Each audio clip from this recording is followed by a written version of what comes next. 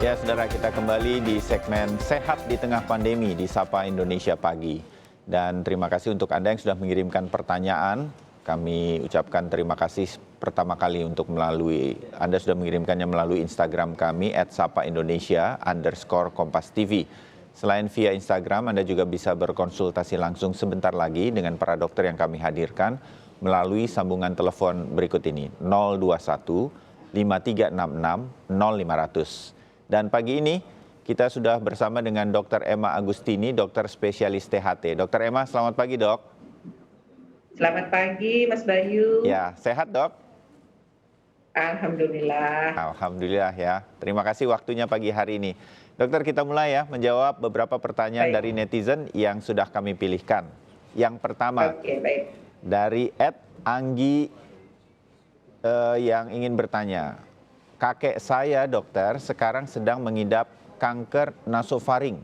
Sudah stadium lanjut, sampai untuk membuka mulut saja susah. Untuk makan tidak bisa sama sekali.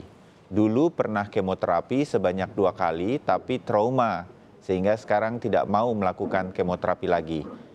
Apa jalan keluar terbaik dari situasi yang sudah seperti saat ini, Dokter Emma? Baik. Pertama kali saya memberikan gambaran sedikit tentang karsinoma nasofaring ini ya. Ya, silakan, Dok. Bahasa awamnya ini adalah satu keganasan di rongga hidung bagian belakang. Jadi kanker ini memang paling banyak menempati posisi pertama lah di THT lah ya. Nah, sebenarnya kalau sudah punya riwayat kemoterapi, mungkin itu sebenarnya adalah modalitas yang paling baik pada kondisi saat itu. Saya tidak tahu kondisi waktu menjalani kemoterapi ya, tapi kalau sudah diputuskan untuk kemoterapi, berarti sebenarnya sudah yang paling baik. Tapi memang kemoterapi itu tidak menyenangkan sama sekali, ya, apalagi pada pasien-pasien dengan usia lanjut.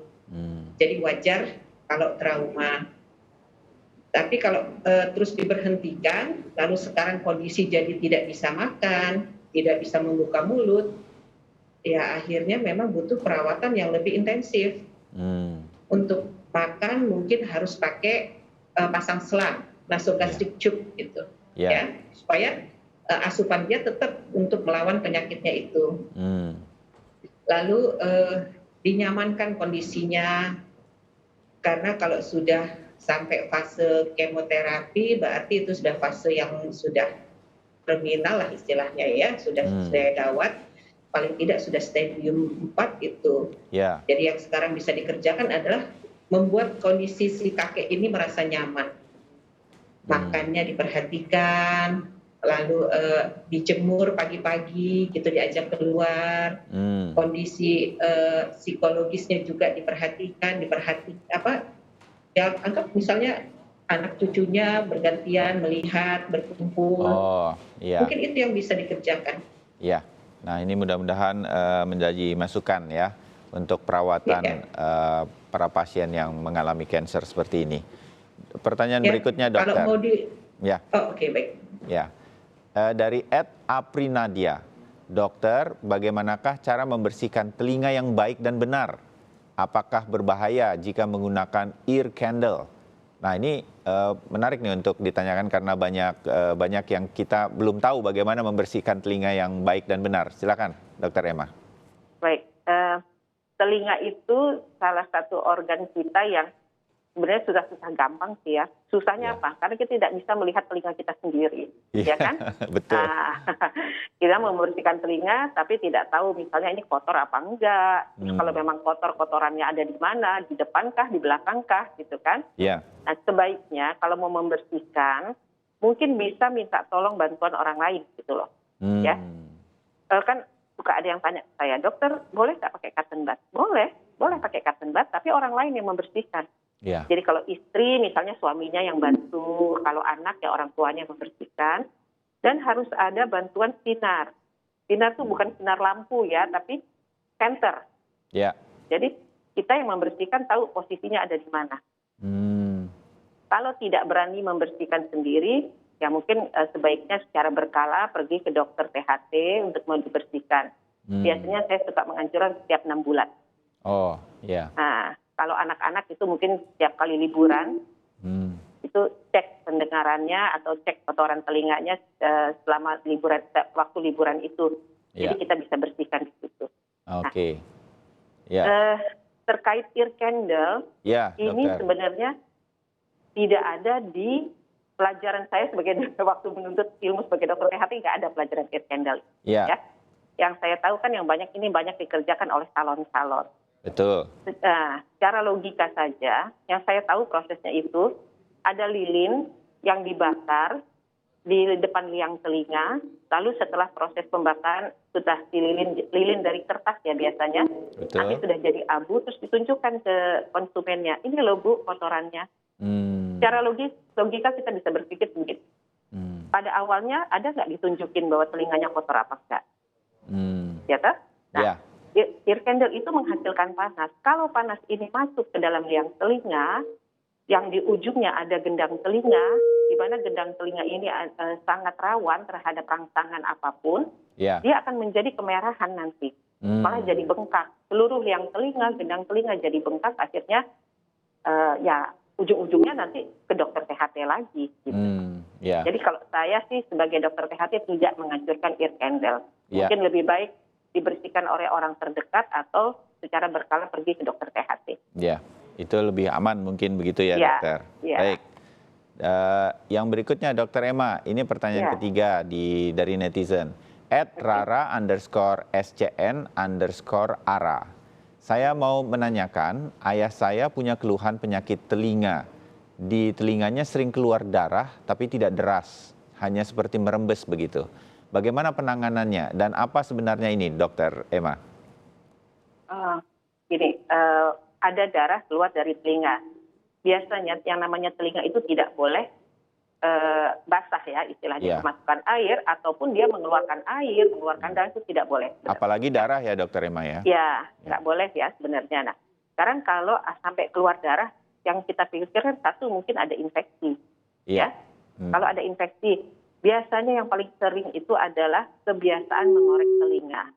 Apalagi kemarin waktu banyak yang work from home, itu ada banyak aja yang iseng tuh, nggak ada kerjaan atau apa, korek-korek telinga. Makin lama dikorek atau makin keras dikorek, dia akan iritasi. Nah, iritasi juga bisa menjadi berdarah. Yang kedua, kemungkinan juga ada infeksi di belakang gendang telinga. Yang akhirnya sudah membuat si gendang telinga jebol atau pecah. Nah, proses infeksi di telinga tengah ini yang mengeluarkan darah itu bisa juga. Atau ada satu kondisi yang bisa mengeluarkan darah itu misalnya ada, jadi gini, infeksi di liang telinga. Belum sudah diobati, belum sembuh benar, dikorek-korek lagi.